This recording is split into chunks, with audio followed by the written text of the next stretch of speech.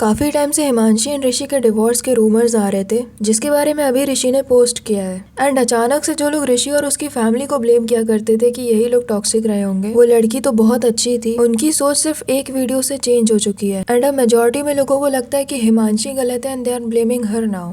क्योंकि जैसे ही आप किसी लड़की के बारे में दो चीजें बोल दो, इधर कि उसका कैरेक्टर खराब है या फिर वो गोल्ड डिगर है, लोग इस बात का सोर्स जानने की कोशिश भी नहीं करते and they just believe it. And वही हो रहा है हिमांशी के साथ। ऋषि ने क्लियरली तो कुछ भी नहीं कहा, बट घुमा फिरा के दे आर सेइंग कि पैसा ही सब कुछ होता है एंड ऑल। तो हमें से ज्यादातर लोग हिमांशी को ऐसा यूट्यूबर बहुत लंबे टाइम से जानते हैं, और अभी लोगों का जो पर्सपेक्टिव है वो बहुत ज्यादा बायस्ड हो चुका है। तो इस वीडियो में हम वही कुछ चीजें क्लियर करने की कोशिश करेंगे। तो ऋषि ने अपने वीडियो में कुछ कहा अभी भी नहीं है, बस हिंट्स दिए हैं। ये बात मेरे पेरेंट्स तक पहुंच चुकी है। लोग बोलते हैं कि मेरी कोई मेहनत नहीं है, but I use to edit all her videos. And he also said कि लोग बोलते हैं तुम उसकी वजह से फेमस हुए, बट मेरी पूरी फैमिली जुड़ी हुई थी। सो बेसिकली ही सेइंग कि जो लोग बोलते हैं कि ऋषि और उसकी बहन ने मेहनत नहीं की यूट्यूब पर, वो लोग गलत हैं। इसने हिमांशी की वीडियोज एडिट की और इसकी पूरी फैमिली इन्वॉल्व हुआ करती थी वीडियोज में। एंड हिमांशी का चैनल भी इसी वजह से ग्रो हुआ, विच इज टोटली रबिश। तो हिमांशी ने वीडियोज बनाना शुरू किए थे 2016 में, जब ये कंटेंट क्रिएशन एंड ऑल बहुत नया था। एंड उस टाइम पर मेकअप वीडियोज बहुत चला करती थी।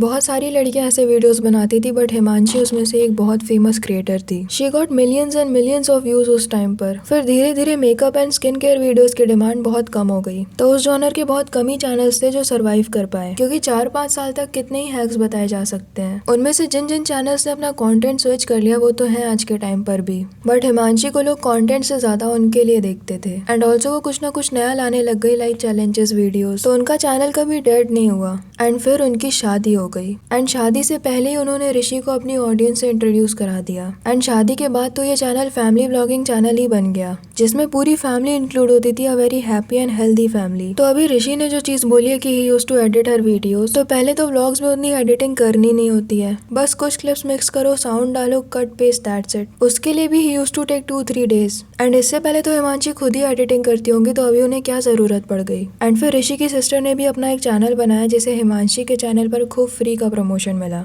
वरना तो शॉर्ट वीडियो के ज़माने में अपने दम पर लॉन्ग वीडियो वाला चैनल ग्रो करना इज़ वेरी डिफिकल्ट, स्पेशली अगर आप अपनी लाइफस्टाइल दिखा रहे हो, व्लॉग्स बना रहे हो। लोग आपको जानते ही नहीं, तो आपकी लाइफ के बारे में व्लॉग्स क्यों देखेंगे। तो ये चीज़ एक्सेप्ट कर लेने में क्या दिक्कत है कि हिमांशी की वजह से चैनल्स ग्रो हुए हैं। उसके बाद 1 साल पहले जब ये लोग सेपरेट हुए थे, तो तुरंत ही ऋषि ने अपना चैनल बना लिया था। एंड लोग कहते हैं he was rich, Himanshi lucky थी, बट सीम्स लाइक कि ही इज रिच बिकॉज इनका कपड़ों का बिजनेस है। बट अभी वो ऋषि का नहीं है उतना, उनके डैडी कंट्रोल करते हैं, एंड मे बी उनको पैसे मांगने पड़ते हो घर में, इसीलिए वो अपना यूट्यूब चैनल इतना ज्यादा प्रमोट करने की कोशिश करते रहते हैं। एंड कई बार क्लिकबेट थंबनेल्स भी होते हैं, जैसे उन्हें व्यूज चाहिए बस। एंड जब उन्होंने ये चैनल शुरू किया था, तब ये चीज भी बोली थी, कड़की चल रही है मम्मी, कड़की चल रही है। तुम्हारे पास कहाँ कर दिया? अरे नहीं यार, नया चैनल स्टार्ट करा है, तो अब थोड़ी है कोई पैसे, धीरे धीरे आएंगे, लोगों को एंटरटेन करेंगे, तो धीरे धीरे लोग सपोर्ट करेंगे। तो थैंक यू मम्मी, आपकी ब्लेसिंग चाहिए तभी तो आपको। सो आई डोंट अंडरस्टैंड कि कोई जिसकी लाइफ में यूट्यूब शादी के बाद उसकी वाइफ की वजह से आया था, before that he was doing something else, वो इतना ज्यादा डिपेंडेंट क्यों हो गया यूट्यूब पर।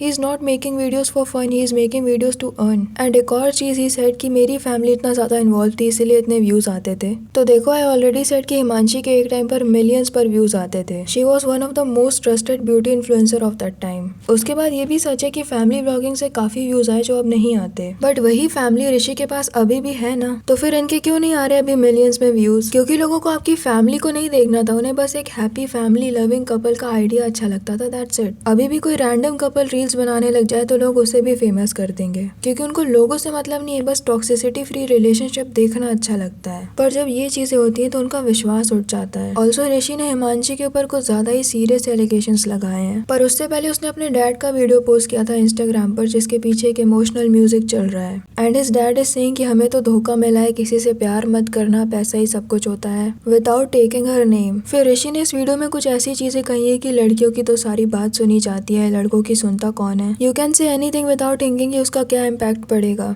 बात पेरेंट्स पर आ गई है, अपने राइट्स का फायदा उठाया जा रहा है, मुझे और मेरे पेरेंट्स को मेंटली हरास किया जा रहा है, बहुत गंदे ब्लेम्स लगाए जा रहे हैं जो यहाँ पर बोलना प्रेफर नहीं करूंगा। दिल को ठंडक मिल गई होगी ये सब करके, बीच के लोग बस फायदा उठाएंगे, पैसे लेंगे, बीच के लोग फायदा उठाएंगे, पैसे लेंगे। सीम्स लाइक की बात डिवोर्स तक पहुंच चुकी है। पर इनके दोनों ही वीडियोस में ये प्रॉब्लम है कि इन लोगों ने कुछ भी बताया नहीं है। They have just blamed her for everything, और उसी के बेसिस पे लोग हिमांशी को जज कर रहे हैं कि वो ही गलत है। पहले तो ये सारी बहुत ही पर्सनल चीजें हैं, तो इंटरनेट पर लाने की जरूरत ही क्या है। और अगर बोलना ही है तो सिर्फ दूसरे पर्सन को ब्लेम क्यों करना, जो भी है सब बोलो कि क्या हुआ था, क्यों हुआ था, फिर लोग डिसाइड करेंगे। क्योंकि इंडिया में अगर आप सेलिब्रिटी नहीं हो या बहुत अमीर नहीं हो तो डिवोर्स होने में, एलिमनी मिलने में 15 साल भी लग जाए तो कम है। ऊपर से लड़की खुद कमा रही है, कोई बच्चा भी नहीं है, तो एलिमनी मिलना नेक्स्ट टू इम्पॉसिबल है। तो फिर वो ये सब क्यों कर रही है? अगर उसे पैसा ही चाहिए था तो उस हिसाब से तो उसे बहुत अच्छी फैमिली ही मिल गई थी। हिमांशी के बारे में एक बात शुरू से है कि वो कभी भी कंट्रोवर्सी से फेमस नहीं होना चाहती थी। जब तक वो सिंगल थी, अकेले वीडियोस बनाती थी, तब तक उसने अपने बारे में कुछ भी ऐसा सामने आने नहीं दिया। और अभी भी इस बारे में वो चुप है, क्योंकि वो नहीं चाहती कि सोशल मीडिया पर ड्रामा बने इन चीजों का। Also I found this video of rishis mother.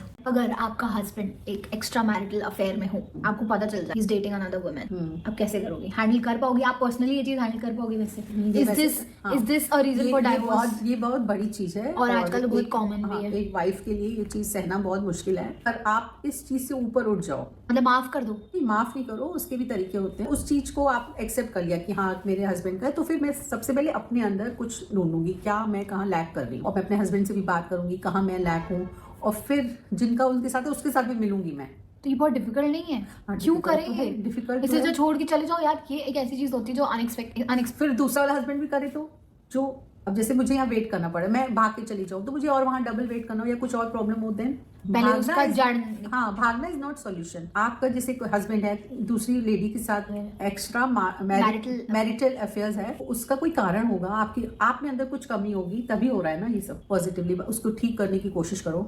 आपको जैसे किसी बच्चे को और अगर प्यार नहीं ठीक मिलता किया है, उसके बाद आप तो आंटी का कहना है कि अगर आपके हस्बैंड आप पर चीट कर दे तो खुद में ही कमियां ढूंढो। जो लोग हमारी प्रॉब्लमेटिक बॉलीवुड वाली सीरीज पे कमेंट करते हैं कि ये मूवीज तो 20-30 साल पहले आई थी, अभी क्या बोलना है इस बारे में, दिस इज वाई। अभी आंटी से पूछ लो कि कोई लड़की चीट कर दे अपने हस्बैंड पे तब क्या होना चाहिए, तो इनके चेहरे के एक्सप्रेशन ही बदल जाएंगे। अभी निशी की एज बड़ी है तो वो क्रॉस क्वेश्चन कर रही है उनसे, मे बी वो अपनी लाइफ में ये चीजें फॉलो भी ना करे। पर अगर वो छोटी होती तब तो मान लेती कि हाँ अपने ही अंदर कमियां निकालते हुए जिंदगी बिता दो, और तो कोई चारा ही नहीं है। And maybe she was expecting the same from Himanshi, who knows. And horrible बात ये है कि मान लो अगर ऐसा कुछ होता है तो उनकी डॉटर को उनका सपोर्ट नहीं मिलेगा। वो लोग उसे यही सिखाएंगे कि खुद में कमी ढूंढो और उस लड़की को देखो कि उसमें क्या अच्छा है। बट यही रीजन नहीं होता है चीटिंग का। सबसे सुंदर लड़की का पार्टनर भी उसे किसी एवरेज लड़की के लिए चीट कर सकता है, एंड नॉट बिकॉज कि उसमें कुछ कमी है, बट बिकॉज कि उसमें कुछ ज्यादा ही अच्छाई थी, एंड उसका पार्टनर उसे इंफीरियर फील करता है। पूरी दुनिया में जितने भी इंसान है, they all want to be the bigger person, चाहे वो लुक्स में हो, पैसे में हो, या फिर किसी भी और चीज में हो। बचपन से आपने ऐसा सपना तो कभी नहीं देखा होगा ना कि कोई मेरी मदद करे और लोग उसके लिए तालियां बजाएं। स्कूल टाइम में जब हम लोग बिल्कुल इमेच्योर थे, तब से यही सोचते आए हैं कि अभी टेररिस्ट अटैक हो जाए और मैं सबको बचाकर हीरो बन जाऊं।